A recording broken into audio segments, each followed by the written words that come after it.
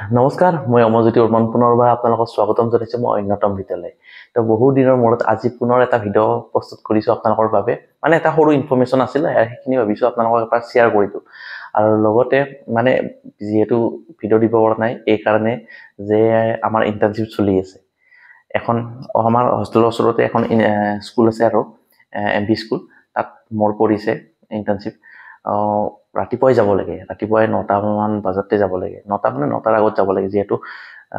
prayer হয় সেইখিনি পাব লাগিব তো সেইবিলাক চলি আছে ভিডিঅ' আনিম বাৰু ইন্টাৰ্নশিপৰ ভিডিঅ'বিলাক আনিম বাৰু মই দিব পৰা নাই এইখিনি একদম ব্যস্ত হৈ আছো আহি একেবাৰে অৱস্থা নাইকিয়া হয় ইমান হাল্লা কৰে নহয় সৰু ল'ৰা ছোৱালীক কণ্ট্ৰল কৰাটো একেবাৰে অসম্ভৱ কথা আহি মাথা চাথা বিষ ইমানে হয় পুৰা বাকাত দি যাওঁ আৰু সিটেটৰ পৰীক্ষা আহি আছে ডিসেম্বৰৰ 15 তাৰিখে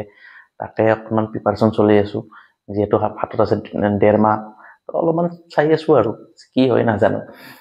সিটেটৰ ৰিলেটেড মই ভিডিঅ' বনাম ৰব আপোনালোকে টেনচন ল'ব নালাগে বাকি ইনফৰমেশ্যনটো কৈছো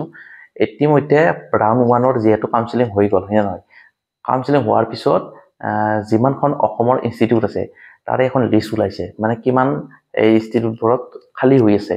ৰাউণ্ড 1 এডমিশন হোৱাৰ পিছত কিমান খালি হৈ আছে সিট কেপাসিটি এখন মোৰ তাত এখন পিডিএফ আছে মই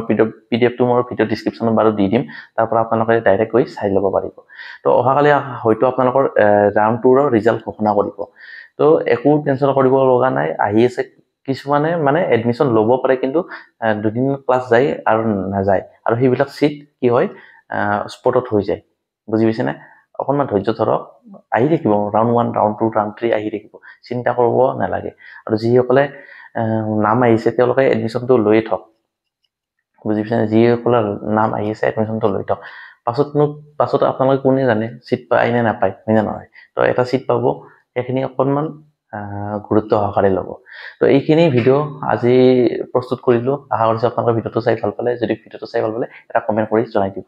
ধন্যবাদ